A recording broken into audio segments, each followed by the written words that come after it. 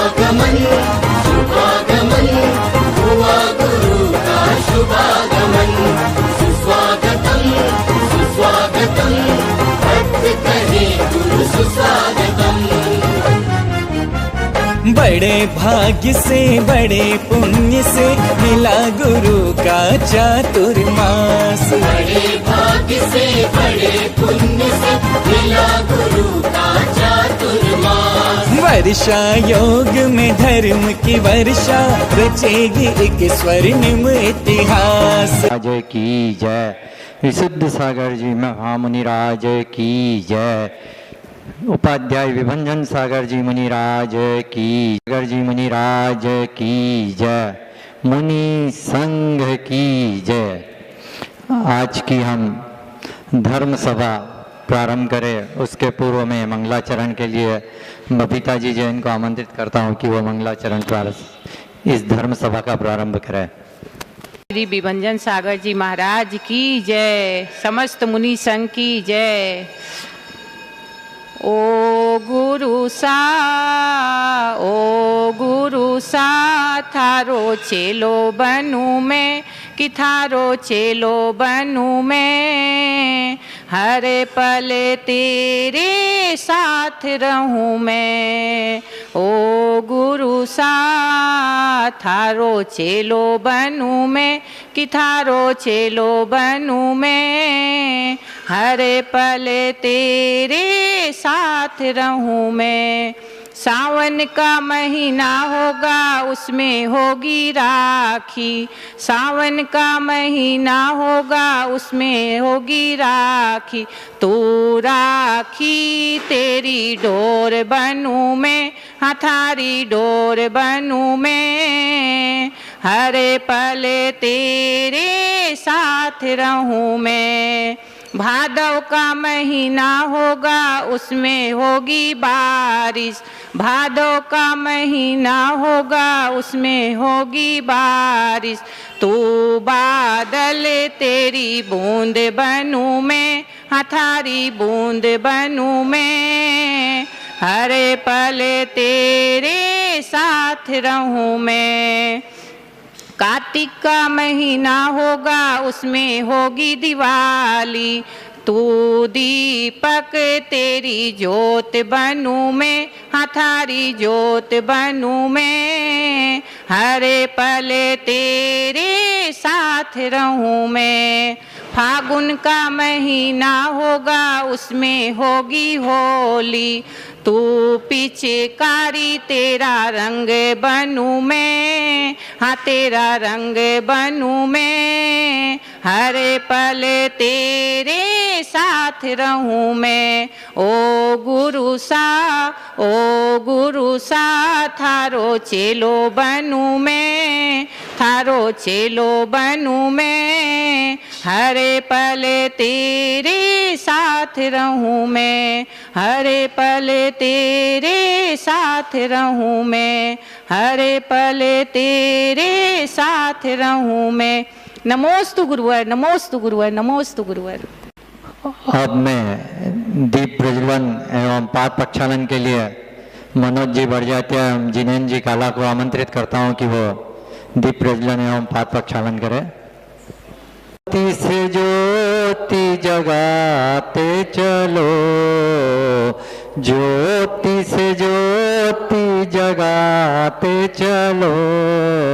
ज्ञान की गंगा बहाते चलो, ज्ञान की गंगा बहाते चलो। न दुखी चरणों की धूल जो मिल जाए।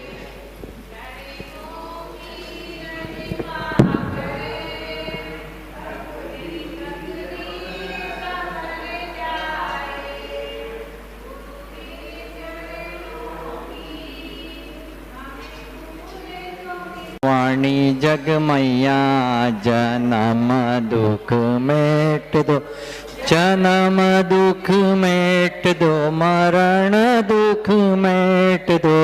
जिनवाणी जग मैया जन्म दुख मेट दो, जिनवाणी जग दुख मेट। अपनी अमृतमय वाणी से हमें धर्म लाभ प्रदान करे। नमोस्तु गुरुदेव, नमोस्तु नमोस्तु नमोस्तु। हाथ जोड़ो सभी लोग, पंच परमेष्टि भगवान का स्मरण करेंगे। ओम नमो अरिहंताणं,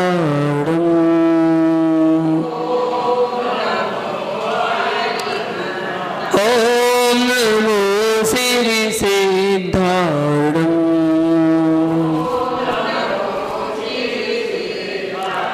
ओम नमो आयर्याणं,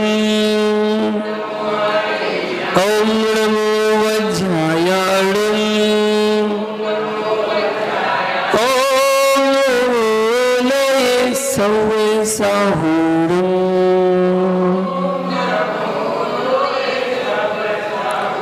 इडमिदुर्वड्डमाणं धर्मपाणं जिणं दिशो धूणं, भोचामि रणसारं सायारुणयार्धं मीणुम्।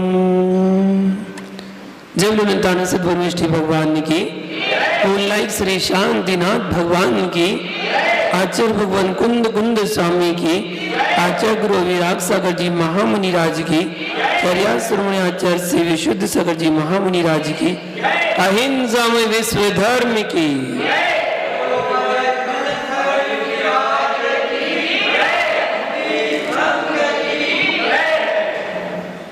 महानुभाव, कल हमने रहनसार ग्रंथ के माध्यम से 42वीं नंबर गाथा में जाना था कि साधु जनों को लौकिक जनों की संगति छोड़ देना चाहिए, जिनसे हमारे धर्म का विनाश हो। ऐसे व्यक्तियों की संगति नहीं करना चाहिए। आज 43 नंबर गाथा में आचार्य भगवान बता रहे हैं सम्यक्त रहित जीव कौन है। गाथा कहते हैं उग्गो तिब्बो दुष्टो दुर्भावो दुस्सदो दुरालाभो दुर्मयिरदो विरुद्धो सोजीवो सम्य उन्मुक्को। आचार्य भगवान यहाँ कहते हैं उग्गो मतलब उग्र, तिब्बो मतलब तीव्र, दुष्टो मतलब दुष्ट, दुर्भावो मतलब दुर्भावना वाला, दुस्सुदो मतलब दुश्रुत, दुरालाभो मतलब मिथ्या भाषण करने वाला, दुर्मद रदो अर्थात दुर्मति में लीन, विरुद्धो मतलब विरुद्ध, सो मतलब वह, जीवो मतलब जीव, सम्म उन्मुक्को वह सम्यक्त से, सम्यक्त गुण से उन्मुक्त है अर्थात रहित है। ये जो नाम आचार्य भगवान ने बताए हैं ये स्वभाव के नाम बताए हैं। आचार्य भगवान कहते हैं कि जो प्राणी सदा क्रोध में डूबा रहता है उग्र स्वभावी, उग्र स्वभावी है, बात बात पर लड़ने झगड़ने को तैयार हो जाता है, क्रोध करता है, गुस्सा करता है, मरने मारने को तैयार हो जाता है। ऐसा जो सदा ही क्रोध में डूबा रहता है, प्रति समय क्रोध करता है, क्रोध की अग्नि में जलता है और दूसरों को भी जलाता है, वह क्रोधी आदमी पापी होता है और पापी आदमी क्रोधी होता है। क्रोधी प्राणी क्षमामान को देख करके क्रोध करता है, कलह करता है और कुत्ते की तरह भौंकता है। जैसे होता ना क्रोधी व्यक्ति और कुत्ते में अंतर पूछा गया, कुत्ता मतलब श्वान, अंतर क्या है दोनों में? तो बस ज्यादा अंतर नहीं है, थोड़ा ही अंतर है। बोले क्या अंतर है? तो कुत्ता जो होता है अपरिचित को देखकर भौंकता है और परिचित को देखकर पूंछ लाता है। जिसको वो जानने लगता है उसको देखकर पूंछ हिलाता है, और अगर अपरिचित है तो उसको देखकर भौंकता है। वो होता है श्वान, कुत्ता।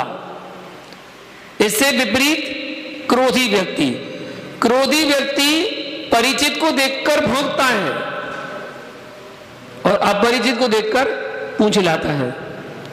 कोई अपरिचित व्यक्ति मिल जाए, आइए ना, आइए भैया बैठिए, आपका स्वागत, आइए चाय लीजिए ना। अपरिचित को देखकर तो आओ भगत करेगा, और परिचित होगा तो लड़ने झगड़ने को तैयार हो जाएगा। वो क्रोधी व्यक्ति होता है, परिचित को देखकर भौंकता है, मरने मारने को तैयार रहता है। जैसे कि नरक में नार की जीव, नरक में नार की जीव सदा लड़ते रहते हैं, एक दूसरे को मारते रहते, काटते रहते हैं, क्योंकि नरक गति में बहुलता यदि कोई है तो वो क्रोध की बहुलता है। क्रोध कसाय का उदय वहां पर रहता है। क्रोधी प्राणी बिना कारण के ही धर्मात्मा जनों को देख करके क्रोध करने लगता है। क्यों? उग्र स्वभाव वाला होता है, वह उग्र स्वभाव वाला होता है। कोई तीव्र स्वभाव वाला होता है।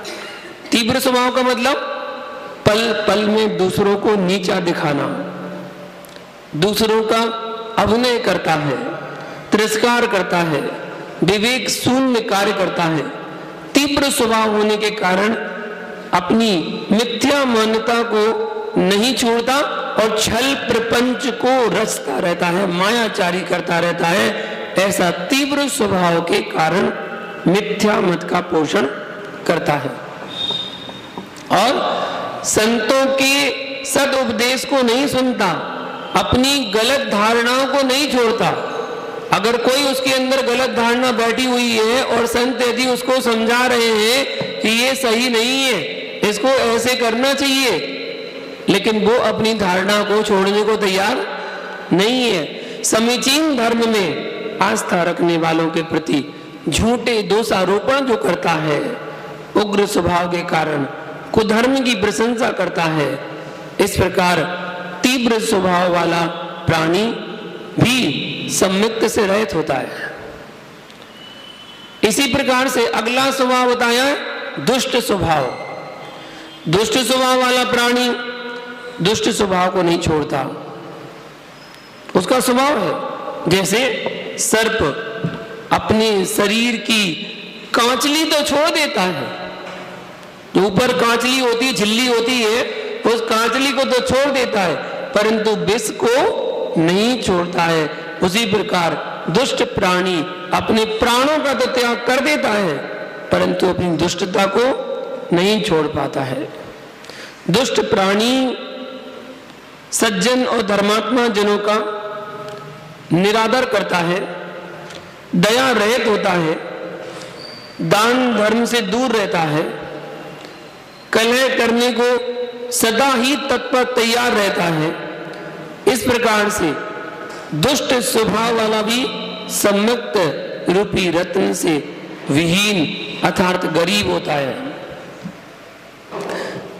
इसी प्रकार जो प्राणी दुर्भावना से युक्त है, दुर्भावना, खोटी भावना, दुर्भावना का मतलब है दूसरों का बुरा सोचना।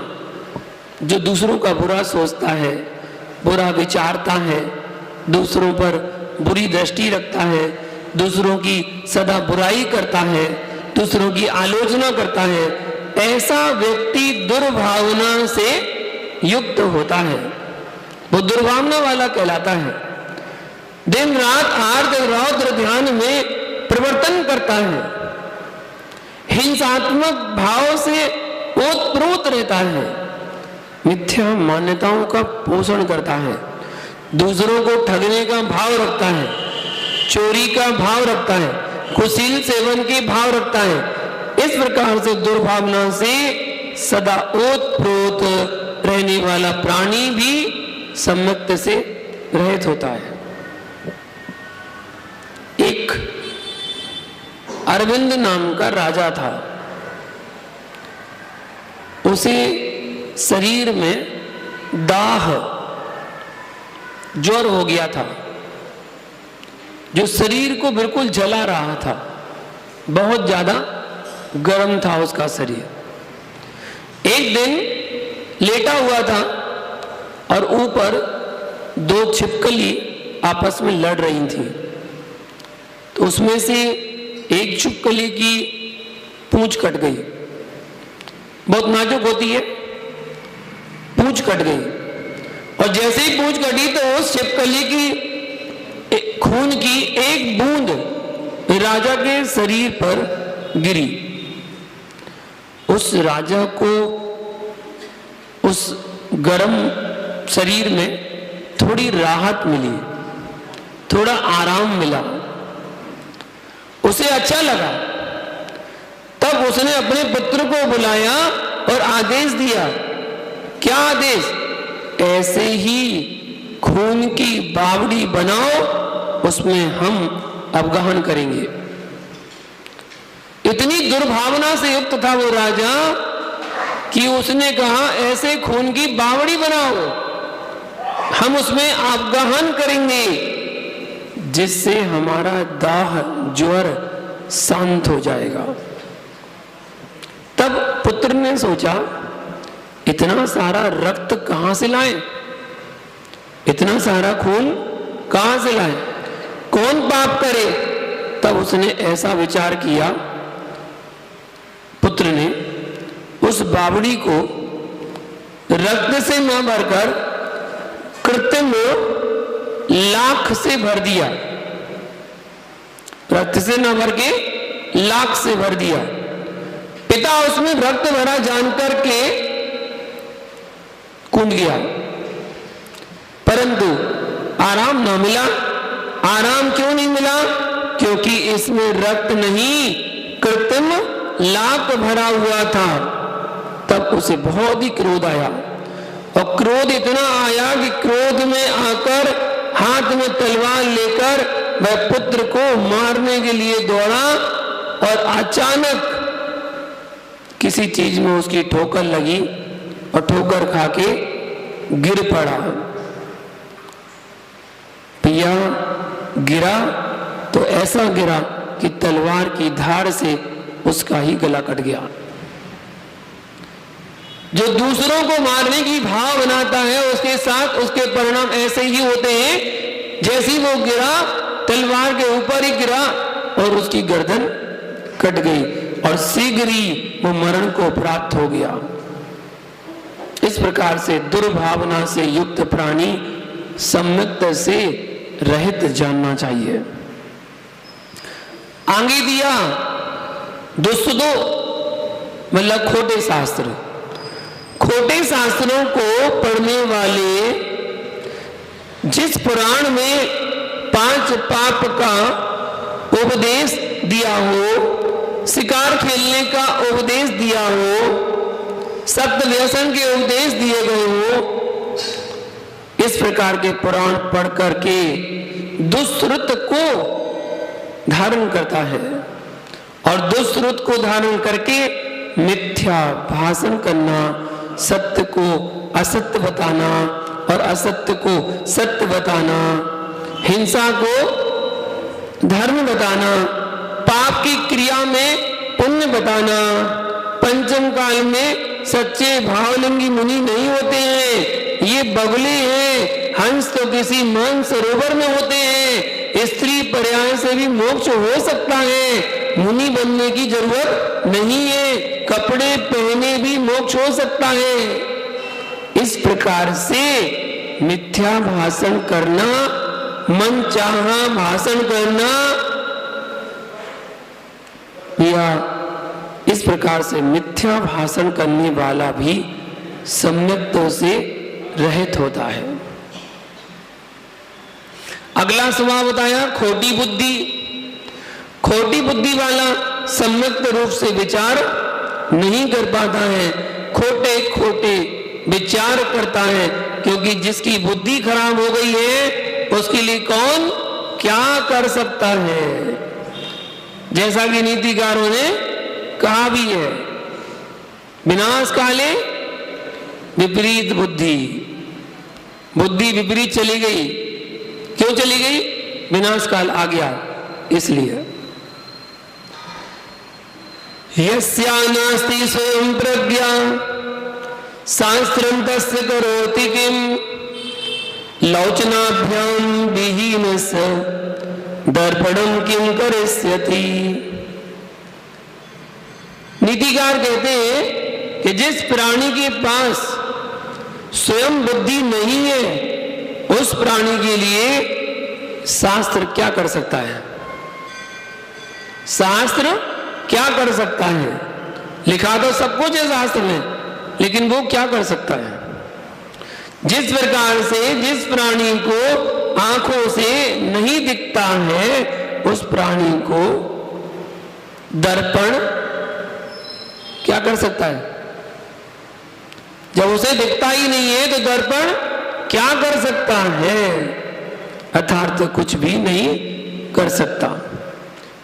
रावण को कितने लोगों ने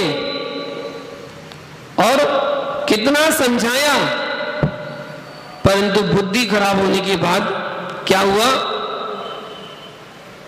क्या हुआ? नीतिकारों ने कहा है विनाश काले विपरीत बुद्धि, बुद्धि विनाश काल के और विरुद्ध प्रचार करने लगता है। जब विपरीत बुद्धि हो जाती है तो ऐसे प्रचार करने लगता है जिससे धर्म के विरुद्ध, अरहंत के विरुद्ध, प्रभु के विरुद्ध और निर्ग्रंथ के विरुद्ध बोलने लगता है। धर्म की मर्यादा को छोड़ देता है, आगम के विरुद्ध बोलने लगता है।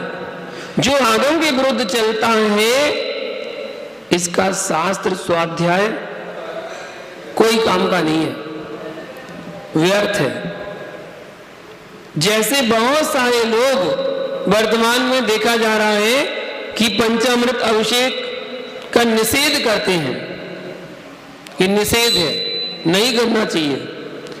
भैया फूल चढ़ाने का विरोध करते हैं कि फूल नहीं चढ़ाना चाहिए, पंचामृत अभिषेक नहीं करना चाहिए, हरे फल नहीं चढ़ाना चाहिए।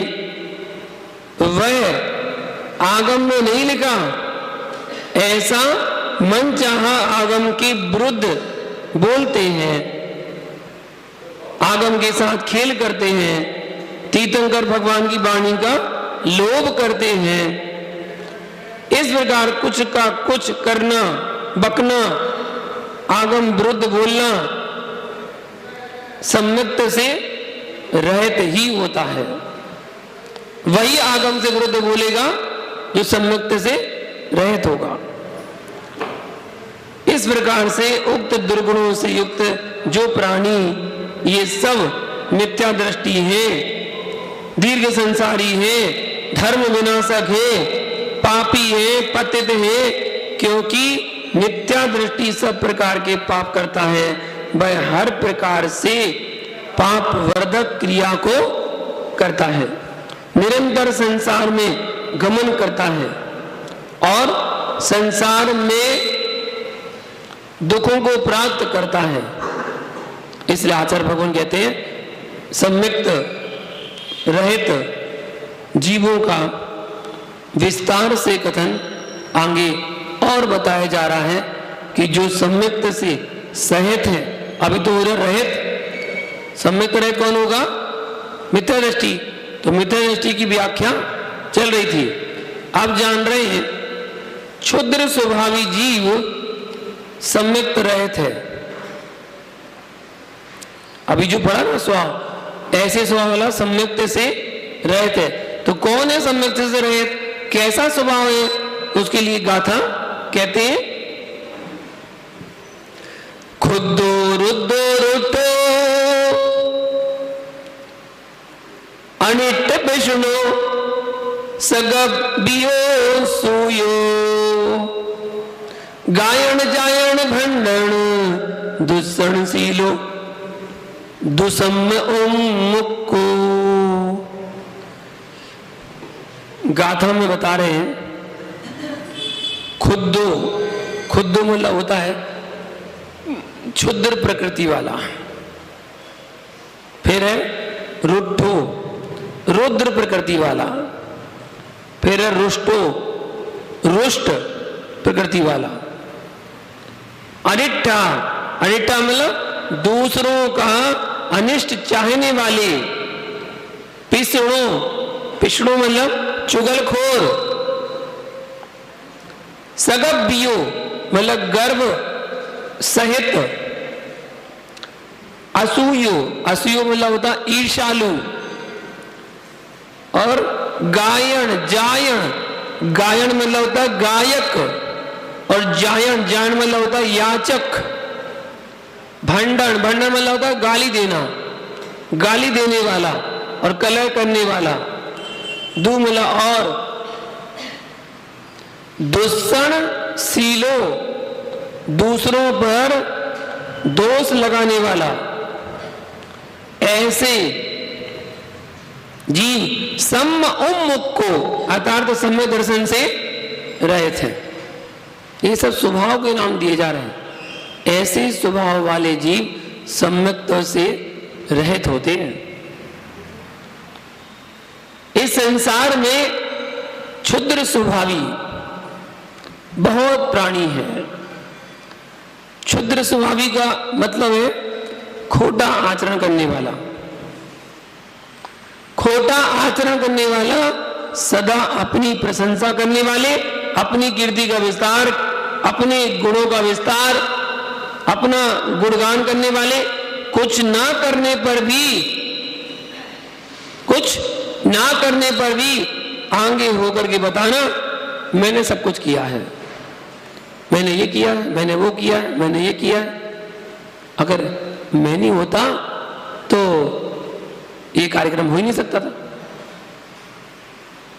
मैंने तो किया है। ऐसा कहने वाले लोग बहुत लोग हैं। दूसरों के विद्वान गुणों की प्रशंसा ना करने वाले, छोटी छोटी सी बातों पर क्रोधित होना। किसी ने कुछ समझाया तो उस पर क्रोध, क्रोध करना, बोलना बंद कर देना, मंदिर में नहीं आना। इस प्रकार से क्षुद्र स्वभावी जीव होते हैं। किसी ने कुछ कह दिया मंदिर में, मंदिर आना ही बंद कर दिया, बोले मंदिर जाना ही नहीं है भैया। इसी प्रकार रुद्र स्वभावी होते हैं।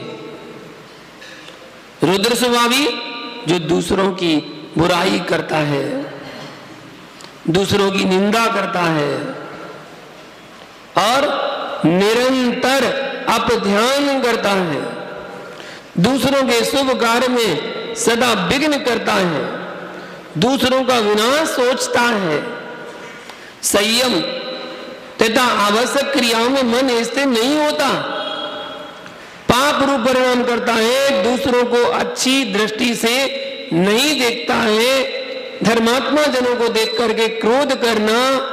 इस प्रकार से संसार में रौद्र स्वभावी प्राणी होते हैं। और रौद्र ध्यान करने वाले प्राणी नियम से नरक गति को प्राप्त होते हैं। हिंसा में आनंद मनाना, चोरी में आनंद मनाना,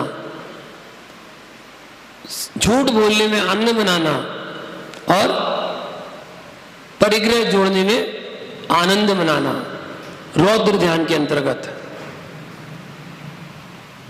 ऐसे जीव नियम से नरक गति को जाते हैं, चिरकाल तक नरक गति में वास करते हैं। इसी प्रकार से इस जगत में कोई रुष्ट स्वभावी होता है। इसको सुनो अच्छे से।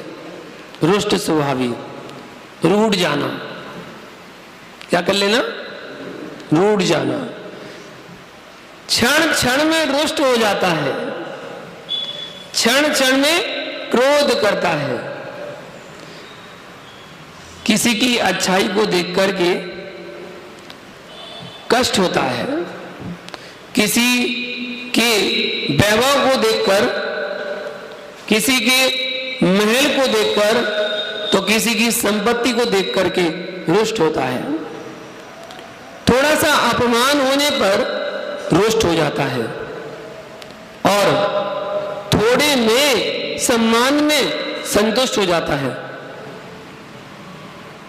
ऐसे ऐसे रुष्ट होते हैं घर परिवार में तो कि देखना भी पसंद नहीं करते। पड़ोसी से अगर कुछ कहा सुनी हो जाए, पड़ोसी ने क्षमा मांग ली तो एक जैसे हो जाएंगे, लेकिन अगर घर के सदस्य ने कोई गलती कर दी और आपने उसको डांट दिया तो वो रुष्ट हो गया, वो आपसे रुष्ट हो जाता है, फिर आपके पास आना पसंद नहीं करता है।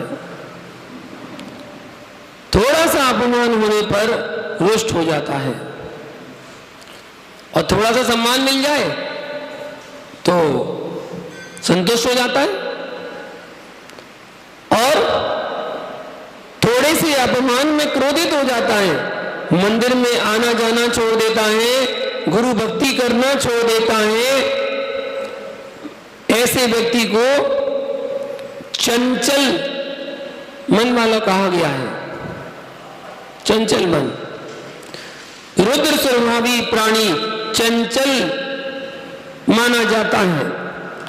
रुष्ट स्वभाव का प्राणी ऐसा ही होता है, क्रोध में आकर के खाना पीना छोड़ देता है।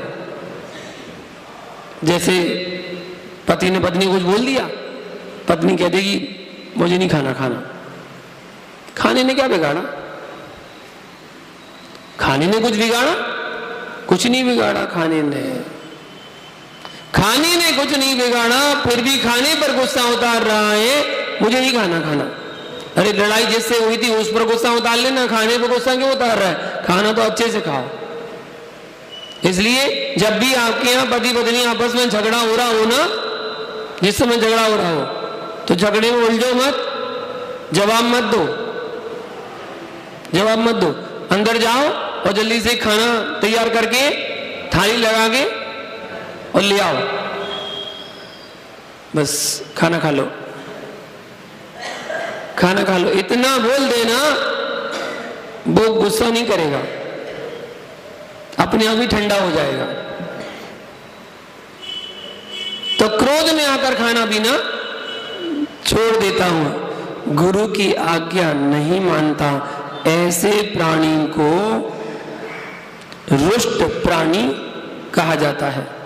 अरे आप तो श्रावक हैं, मुनिराजों से रूठ जाते हैं श्रावक, मुनिराज से भी रूठ जाते हैं। एक दिन आए आप और मुनिराज आपसे बात नहीं कर पाए, टाइम नहीं था, टाइम था ही नहीं, सामायिक करने बैठना था, आपसे बात नहीं कर पाए, बस रूठ गए। अगले दिन से आना बंद, अगले दिन से आना ही बंद हो जाता है।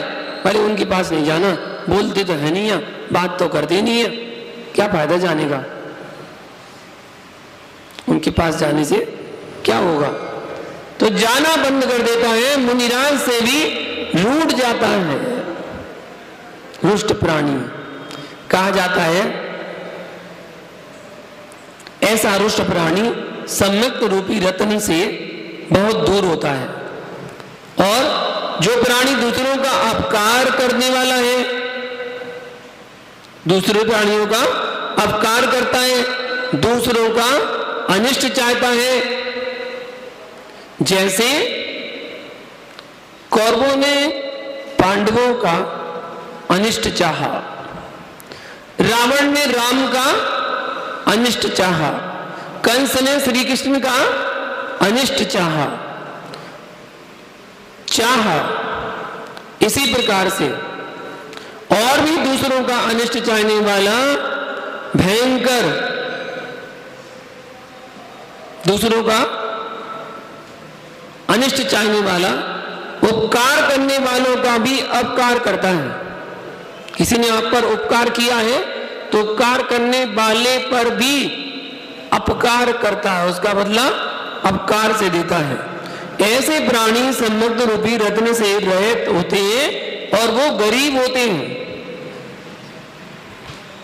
इस प्रकार से धर्म का विरोध करने वाला और धर्मात्मा जनों से अकारण बैर करने वाला तथा चुगली करने वाला, एक दूसरे की बात यहां से वहां करने वाला, जैसे कि नारद जी का काम था ना, इधर की बात वहां कहना, वहां की बात इधर कहना, एक दूसरे की बात यहां से वहां करके परस्पर तोड़ना, परस्पर में झूठी बात बताकर सास बहू में, पिता पुत्र में, भाई भाई में,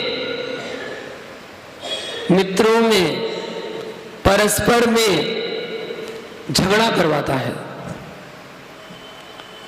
परस्पर में चुगली लगाना घर में फूट डालने का सबसे सरल तरीका है। अगर अपने घर में फूट डालना है तो चुगली करना प्रारंभ कर दो, घर में अपने आप फूट डल जाएगी। सबसे सरल तरीका है चुगली लगाना। और घर घर में अशांति का बीजारोपण करना, ऐसे प्राणी भी सम्यक्त रूपी रत्न से बहुत दूर है। इसी प्रकार अभिमान करने वाला, जो अभिमान करता है, घमंड आदि करने वाला, दूसरों को नीचा दिखाने वाला, अपने को बड़ा दिखाने वाला, बड़ा समझने वाला, और दूसरों से ईर्ष्या करने वाला, दूसरों के प्रकृति और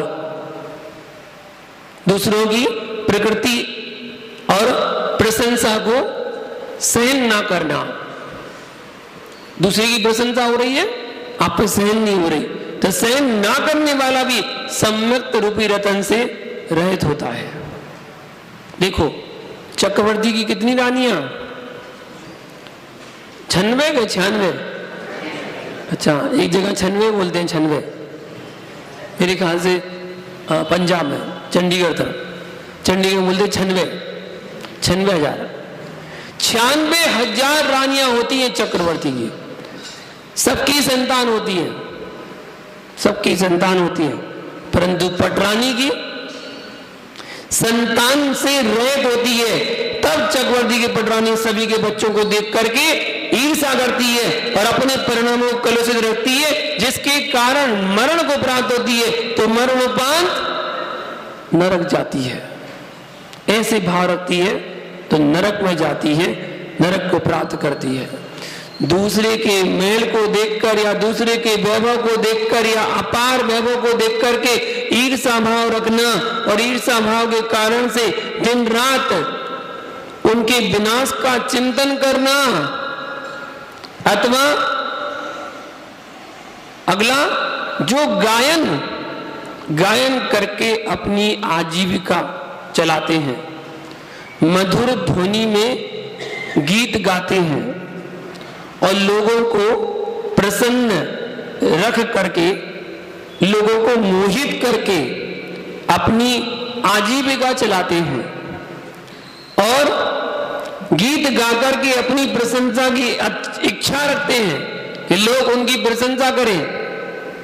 या जो साधु होकर के, त्यागी होकर के, सन्यासी होकर के भी याचना करता है, मांग करके पदार्थों का संग्रह करता है, या आत्मविनाश करते हैं। वो साधु संग याचना नहीं करते हैं, साधु संत वाचना करते हैं। साधु किसी के सामने अपने हाथ नहीं फैलाते हैं। मांगने की अपेक्षा मरण अच्छा है, परंतु मांगना अच्छा नहीं है। किसके लिए, किसके लिए मांगना और किस लिए मांगना? जब जब सब कुछ छोड़कर आए हैं, सब कुछ छोड़ के आए हैं, तो फिर अब क्या जोड़ना? जब सब छोड़कर आए हैं तो अब क्या जोड़ना? लिया और जोड़ करके कहां लेकर जाओगे? जोड़ भी लिया तो लेके कहां जा पाओगे? एक धागा तो ले नहीं जा पाओगे, नोटों की गड्डी कैसे ले जाओगे? कोई भी कुछ भी लेकर नहीं जाता है।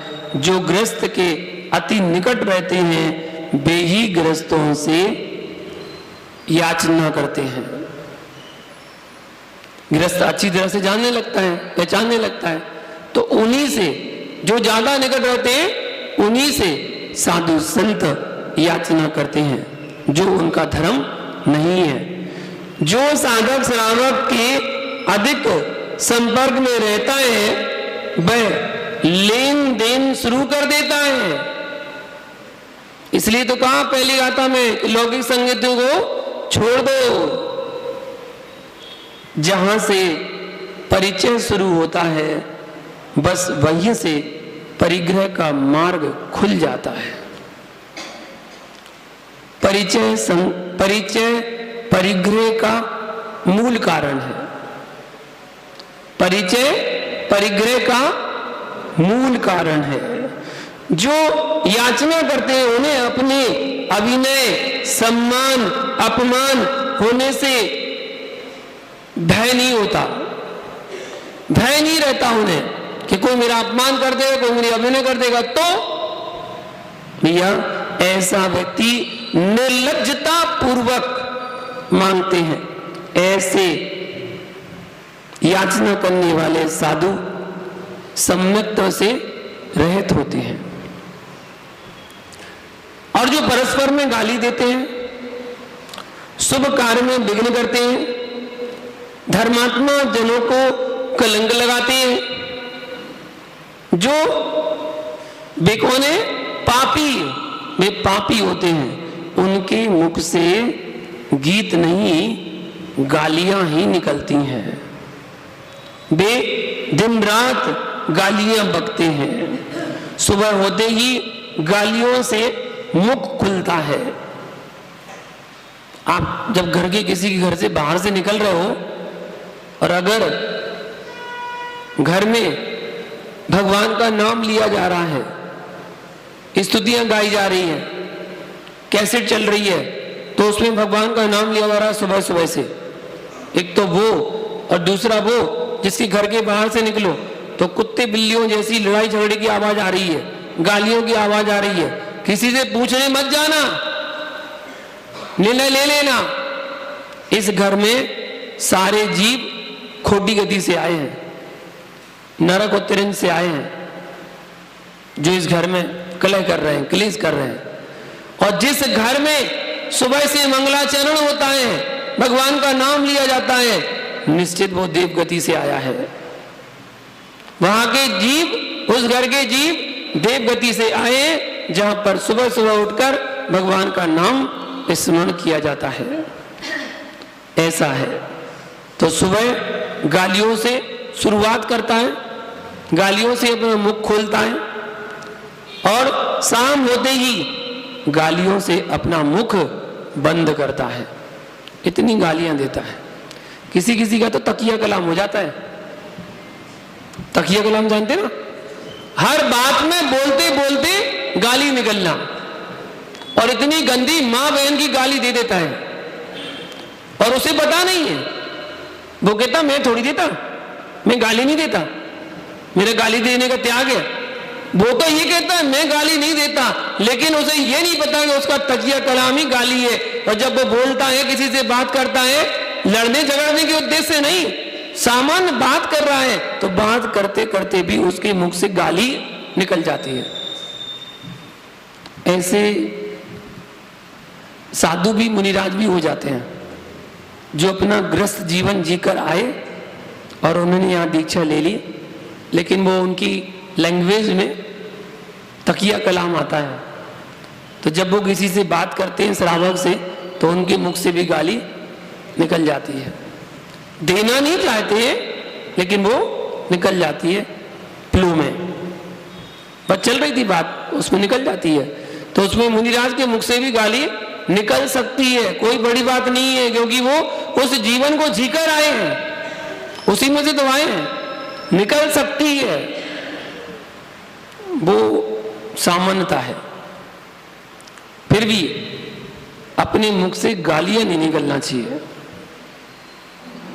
जो सुबह से उठकर गाली देता है और शाम को सोने के पहले तक गाली देता है, ऐसे पापी प्राणी सम्यक्त से दूर रहते हैं। और जो अकारण ही दूसरों पर दोष लगाते हैं, दोष लगाता ही जिनका स्वभाव हो गया है, दोष देखने में ही जिन्हें आनंद आता है, दूसरों के जो सदा दोष खोजते रहते हैं और दूसरों के चारित्र में दोष से दूषित करते रहते हैं और निरंतर पाप के कार्यों में जो प्रवृत्त करते हैं और पाप की गठरी बांधते रहते हैं, ऐसे प्राणी सम्यक से रहित हैं। इस प्रकार से दूसरों पर दोष लगाने वाले प्राणी भी सम्यक दर्शन से रहित माने जाते हैं। जो प्राणी सम्यक दर्शन से रहित होते हैं वे प्राणी सारे संसार में भ्रमण करते हैं, सारे संसार में घूमते रहते हैं और दुखों को प्राप्त करते हैं, क्योंकि मिथ्यात्व संसार का मूल कारण, मिथ्यात्व संसार का मूल कारण है, जिसके संबंध से प्राणी संसार जन्य कर्मों का बंध करता है और संसार के दुखों को भोगता रहता है। आगे आचार्य भगवान सम्यक रहित जीव किस स्वभाव के होते हैं, एक गाथा और, सम्यक रहित जिन धर्म विनाशक जीवों का स्वभाव कैसा होता है, जो जिन धर्म के विनाश करने वाले होते हैं, उसके लिए अगली गाथा दे रहे हैं। बाणर गद्दे साण गए बग बराह कराह, पक्षी जलुए सहावण जिणवर धम्म विनाशो। आचार्य भगवान कहते हैं बाणर, बाणर मतलब बंदर, गधे, गधे मतलब गधा, साण, साण मतलब कुत्ता, गज, गज मतलब हाथी, बग, बग मतलब व्याघ्र, बराह, बराह मतलब सूकर, कराह, कराह मतलब कछुआ, मक्खी मतलब मक्खी, जलुई, जलुई मतलब होता है जोक, जोक जानते हैं ना, जोक, और सहावणर, सहावण मतलब स्वभाव वाले, स्वभाव वाले मानव, जिणवर धम्म विनाशम, जिनेन्द्र भगवान के द्वारा प्रतिपादित धर्म के विनाशक कहे गए हैं, विनाश करने वाले होते हैं ऐसे स्वभाव वाले मनुष्य। कैसे? इस संसार में तरह तरह के प्राणी रहते हैं, जिसमें पुण्यात्मा कम होते हैं और पापी जीव अधिक होते हैं। धर्मात्मा कम होते हैं, अधर्मात्मा अधिक होते हैं।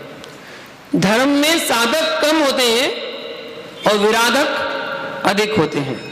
जैसे कि आचार्य भगवान कुंद कुंद स्वामी ने यहाँ पर पशुओं पक्षियों के स्वभाव की उपमा मनुष्य को दी है।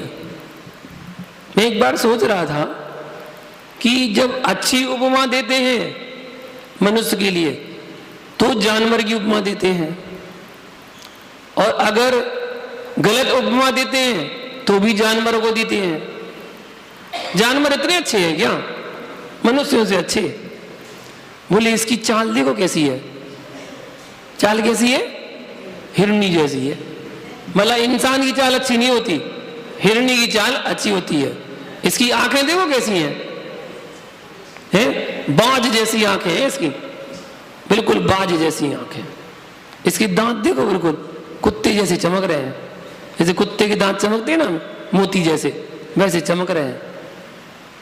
हर एक उपमा देखो उसकी, हर एक उपमा वैसे देते हैं। अगर मान लो कोई बुरी संगति वाली होगी तो मालूम क्या स्त्री को बोलते हैं, क्या नागिन जैसी चाल है इसकी, नागिन उपमा दे दी।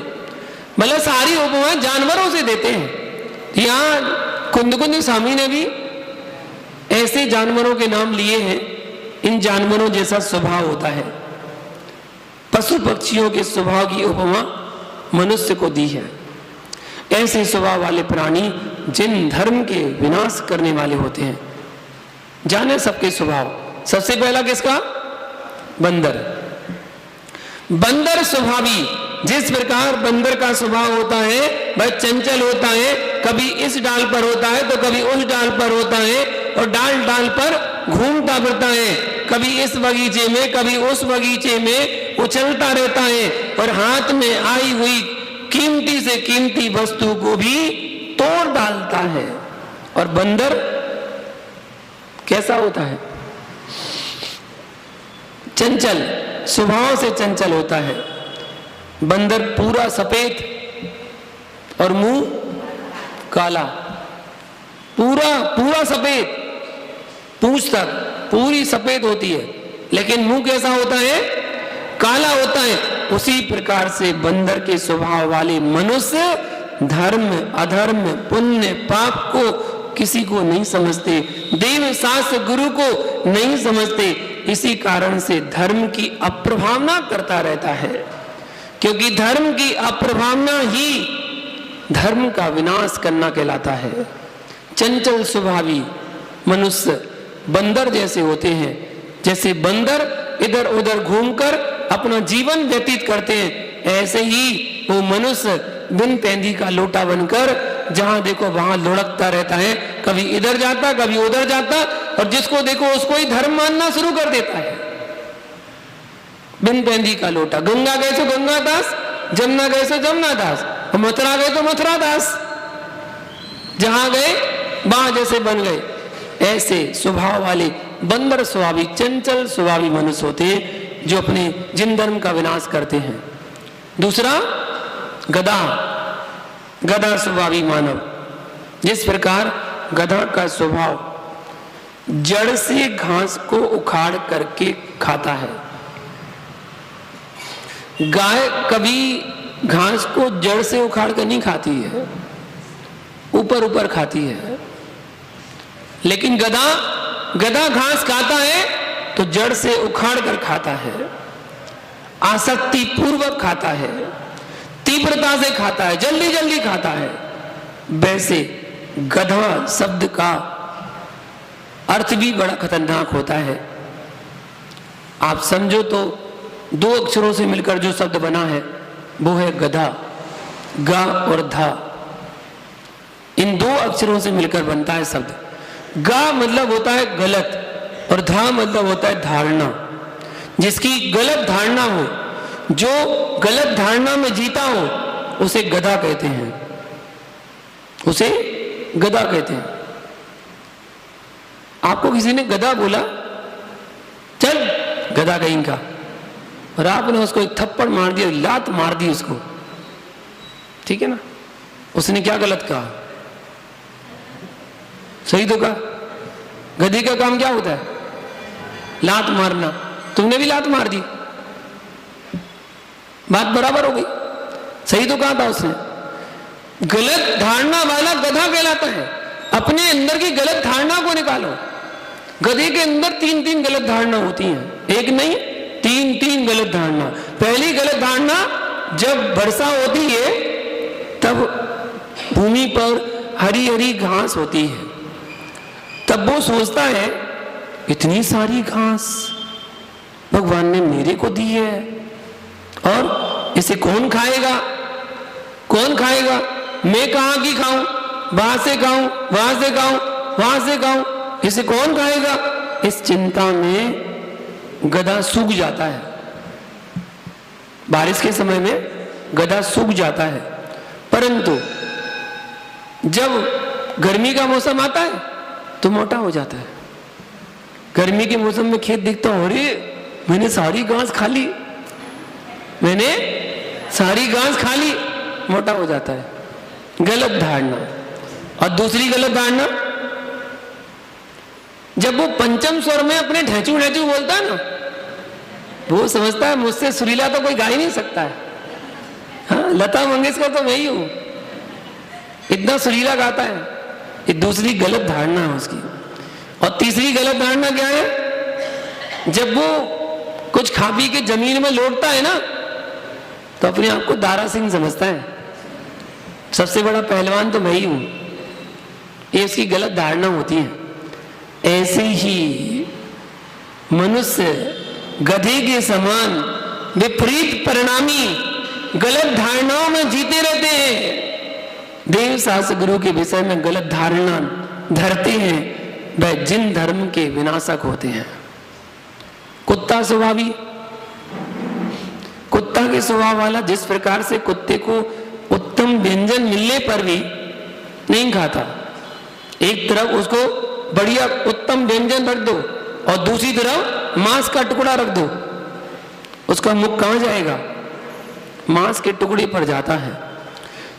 ऐसे ही वह कुत्ता दूसरे प्राणियों को देखकर भौंकता है। उसकी गली में अगर कोई दूसरा कुत्ता आ जाए ना, चुप नहीं बैठ सकता वो, जब तक वो बाहर ना निकल जाए उसके एरिया से। एरिया किसके होते हैं? कुत्तों के होते हैं। और जो आदमी अपनी बोले ना ये हमारा एरिया है, वो कुत्ता से कम नहीं होता है, कुत्ता के एरिया होते हैं।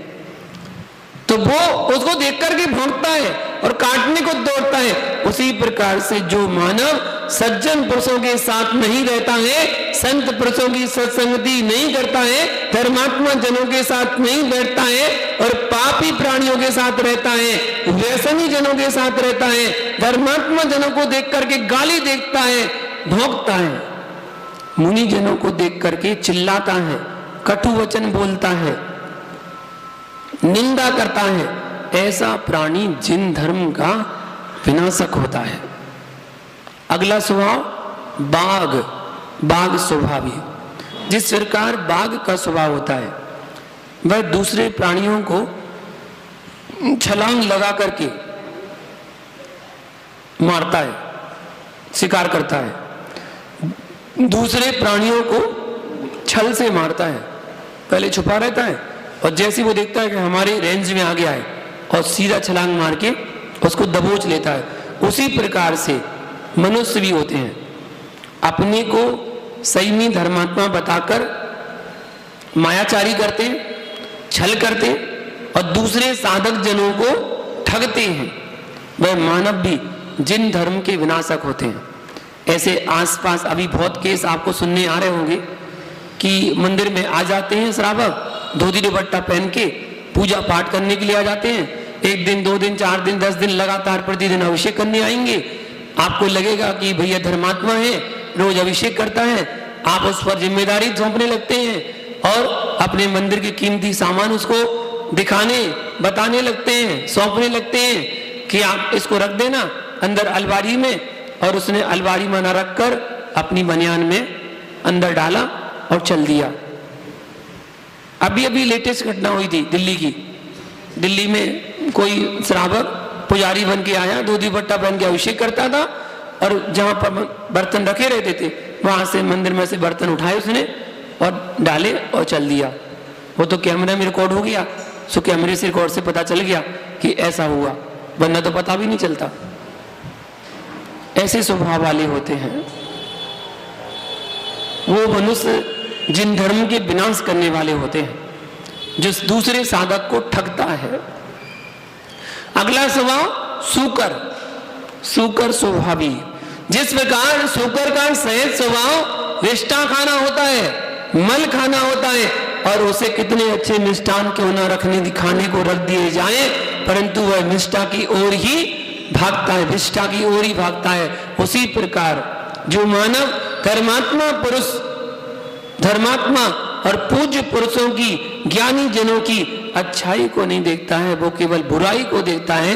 अगर 99 गुण है और एक अवगुण है तो उस अवगुण को ही देखता है कि वो कमी कौन सी है। वह जिन धर्म का विनाशक है, ऐसा स्वभाव वाला। और कछुआ स्वभाव, जिस प्रकार से कछुआ की पीठ पर बहुत कठोर होती है, पीठ पर अगर पत्थर भी मार दो, हाथ से मार दो, बहुत कठोर होती है उसकी पीठ। यदि गोली भी मार दी जाए तो गोली अटक जाती है उसकी पीठ पर, इतनी कठोर पीठ होती है। छोटा मोटा कछुआ नहीं लेना, बड़ा कछुआ लेना। गोली भी मार दो तो वो गोली अटक जाती है, इतनी कठोर उसकी पीठ होती है, कुछ भी असर नहीं होता। उसी प्रकार से जो मनुष्य अपने बात को कहने में डटा रहता है और दूसरे की बात को नहीं मानता है, चाहे सत्य हो और चाहे असत्य हो, पाप रूप प्रवृत्ति को नहीं छोड़ता है। पाप करने में सदा कछुआ की पीठ की तरह कठोर रहता है, ऐसा मानव धर्म विनाशक है। कितना ही समझाओ उसको, ये गलत काम है, मत करो मत करो। जुआ, सिगरेट, तंबाकू, जर्दा, ड्रिंक आदि ये बुरी आदतें हैं, व्यसन है, इसको मत करो। वो अपनी बात पर टिका रहता है, कछुए की पीठ की तरह। वैसा व्यक्ति जिन धर्म का विनाशक होता है। अगला, मक्खी स्वभाव। मक्खी के स्वभाव वाला, जिस प्रकार से मक्खी के लिए अच्छे बुरे पदार्थ का ज्ञान नहीं रहता, क्या अच्छा है क्या बुरा है, अपनी इच्छा के अनुसार कहीं भी बैठती है और किसी भी पदार्थ का सेवन कर लेती है।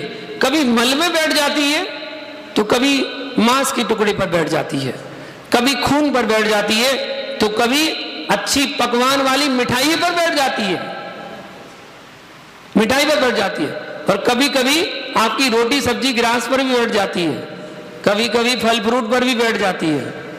उसे अच्छे बुरे का ज्ञान नहीं है कि मुझे कहाँ बैठना है कहाँ नहीं बैठना है, और किसी भी पदार्थ का वो सेवन कर लेती है। उसी प्रकार से जो मनुष्य लोभी प्रकृति का होता है, उसे धर्म अधर्म का ज्ञान नहीं रहता, पाप पुण्य का ज्ञान नहीं रहता, भले बुरे की पहचान नहीं होती है, भले बुरे को नहीं समझता है, हित अहित को नहीं समझता है, हे उपाधि का ज्ञान उसे नहीं होता है, जिस कारण से वह जिन धर्म का विनाशक कहा जाता है।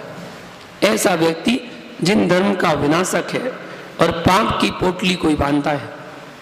जोक स्वभावी, जोक, जिस प्रकार जोक का स्वभाव होता है, जोक हमेशा गाय भैंस के थन में लगती है, जहां से दूध निकलता है, स्तन पर लगती है।